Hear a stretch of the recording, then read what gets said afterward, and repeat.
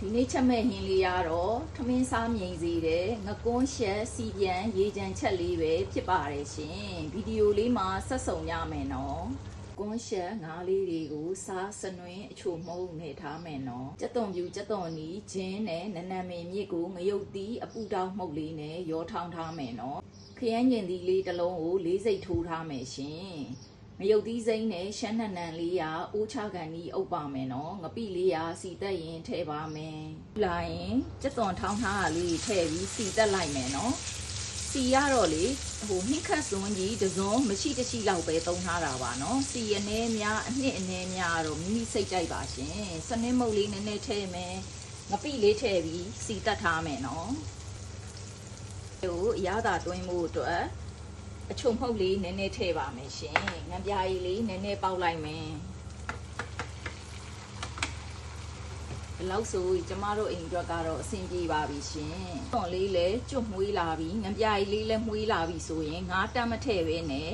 ရေကိုထမင်းစားစုံစာလောက်ထည့်ပြီးတော့စီတက်ထားမယ်နော်။အနှစ်လေးတွေကြေသွားအောင်လို့ပါရှင်။လေးတွေကလည်းကြေပြီးမိမိစိတ်ကြိုက်အနေထားဖြစ်ပြီးဆိုရင်ငါးလေးထည့်လိုက်မယ်နော်။ငါးထည့်ရင်လေနေထားတဲ့အရည်တွေမထည့်နဲ့နော်။အဲ့ဒါလေးတွေကလေညှိတက်လို့ပါနော်။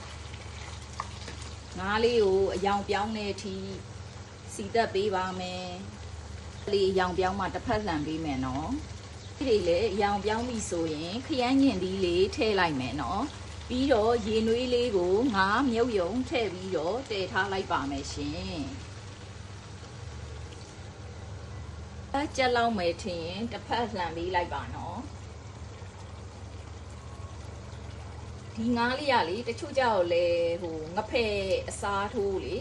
ငဖဲလိုမျိုးလဲသူတို့ချစ်ပြီးတော့ချက်စားပါတယ်ရှင်တော်တော်လေးကောင်းတယ်လို့ပြောပါတယ်ကျမကတော့မချက်ဘူးသေးပါဘူးရှင်တချို့ကြောက်လေငဖဲထက်ပူကြိုက်တယ်ပေါ့နော်စားနေကြလူတွေကတော့စီပြောင်းတည်ထားလိုက်ပါဦးမယ်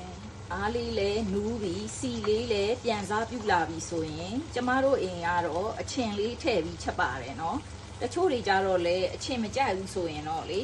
ဒီတိုင်းလေးကိုပဲမိမိကြိုက်နေတဲ့ရာအပွေးနံ့တာရွက်လေးတွေခတ်ပြီးချနိုင်ပါပြီနော်အိုးလေ